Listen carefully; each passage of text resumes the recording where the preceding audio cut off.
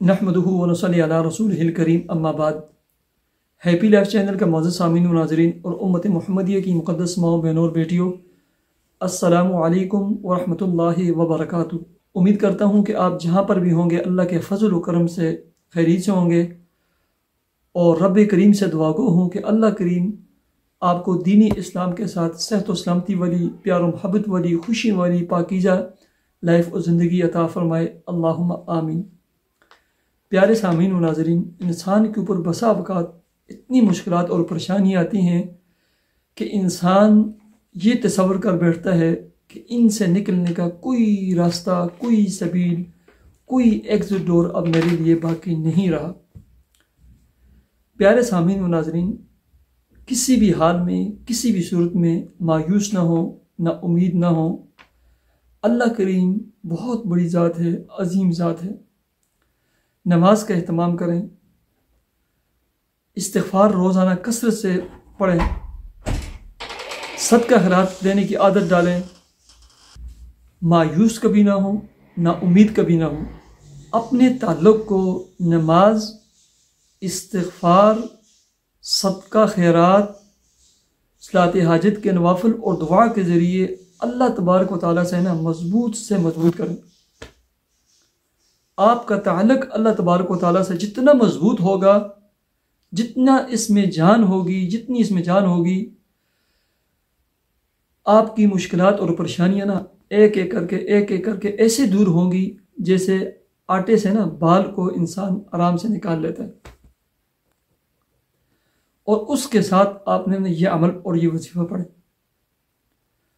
नमाज की मैंने जैसे कहा ना कि पाबंदी करें, एहतमाम के साथ, जमाअत के साथ, पाबंदी के साथ नमाज पढ़ें। कोशिश करें फजर के बाद सूरह यासीन, सूरह रहमान, सूरह अल-मुज़म्मिल की तिलावत किया करें, ठीक है। और ऐसे ही मगरिब के बाद, इशा के बाद सूरह यासीन, सूरह वाक़िया और सूरह मुल्क, इसकी पाबंदी करें। चाहे फजर के बाद, चाहे इशा और सूरह यासीन के बाद आपने सूरह इखलास, कुल हुवल्लाहु अहद 313 मरतबा पढ़नी है, 313 मरतबा। उसके बाद आपने हस्बुनल्लाहु व निअमल वकील एक तस्बीह पढ़नी है, या हय्यु या कय्यूम या ज़ल जलाली वल इकराम एक तस्बीह पढ़नी है। और उसके बाद आपने दुआ करनी है। ये अमल आप अगर शुरू कर लें, जैसे आप शुरू करेंगे, मैं कहता हूँ अपने पास ये बात लिख कर रख दें, नोट कर लें, तहरीर में ले आएँ। ठीक 7वें से 11वें दिन के बाद अपने हालात देखें। चाहे जॉब है, चाहे कारोबार है, चाहे आप कारोबार की तलाश में हैं, जॉब की तलाश में है 7वें से 11वें दिन के बाद अपने हालात देखें फिर।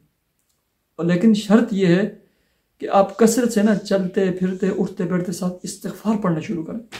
कसरत से इस्तिग़फ़ार पढ़ें।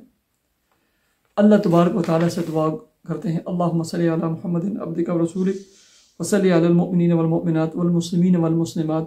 ए अल्लाह तबारक व तआला, मेरे जितने सामीन, नाज़रीन, व्यूज़, सब्सक्राइबर्स हैं, मेरी वीडियो को सुनने वाले लोग हैं, ए अल्लाह इनके रिज़्क़ के हलाल में, जॉब, काम, कारोबार में तू खूब बरकतें अता फरमा, खूब बरकतें अता फरमा।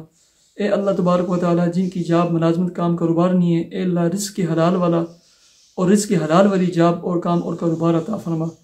ए अल्लाह, इनके फैमिली के जितने अफराद और मेम्बर हैं जिनकी शादी ब्याह निकाह नहीं हुआ और मुंतज़िर हैं, इंतज़ार में बैठे हैं, ए अल्लाह अच्छे ख़ानदान और अच्छी फैमिलियों के रिश्ते उनका मुक़द्दर फरमा दे। सदाबहार रिश्तों में उनको जोड़ दे रब्बुल इज़्ज़त। जिनकी शादी ब्याह निकाह हो गए हैं, मियाँ बीवी को अल्लाह, ए अल्लाह प्यार, मोहब्बत, उल्फत, इत्तेफाक, इत्तेहाद अता वाली लाइफ और ज़िंदगी अता फरमा। एक दूसरे का मुहसिन और खैर खा और एक दूसरे से प्यार और मोहब्बत वाला बना दे। ए अल्लाह, सबको तू नेक साले औलाद और औलाद नज़रीना अता फरमा। या अल्लाह, जिनकी औलादें हैं उन्हें नेक, नमाजी और दीनदार बना दे। वालिदैन और फैमिली के हक़ में ए अल्लाह तू उन्हें नेक बना दे और वालिदैन के लिए दस्ते बाजू और सहारा बना दे। ए अल्लाह, जिनके ज़ाती घर नहीं है, किराए के घरों में रहते हैं, अल्लाह उनके कारोबारों में बरकतें अता फरमा कर उन्हें ज़ाती और कुशादा घर अता फरमा। उनके कर्ज़ों की अदायगी के तू असबाब पैदा फरमा। या अल्लाह, मेरे जितने सामीन, नाज़रीन, व्यूज़ हैं, ए अल्लाह इनके दिलों में जो भी नेक, जायज़, दिली तमन्ना और मुराद हो, ए अल्लाह तू अता फरमा और तू पूरा फरमा। या अल्लाह हमारी दुआओं को अपने फजल व करम से तू कबूल व मंजूर फरमा। अल्लाहुम्मा आमीन, अल्लाहुम्मा आमीन। मुझे इजाज़त दीजिए। अल्लाह हाफ़िज़।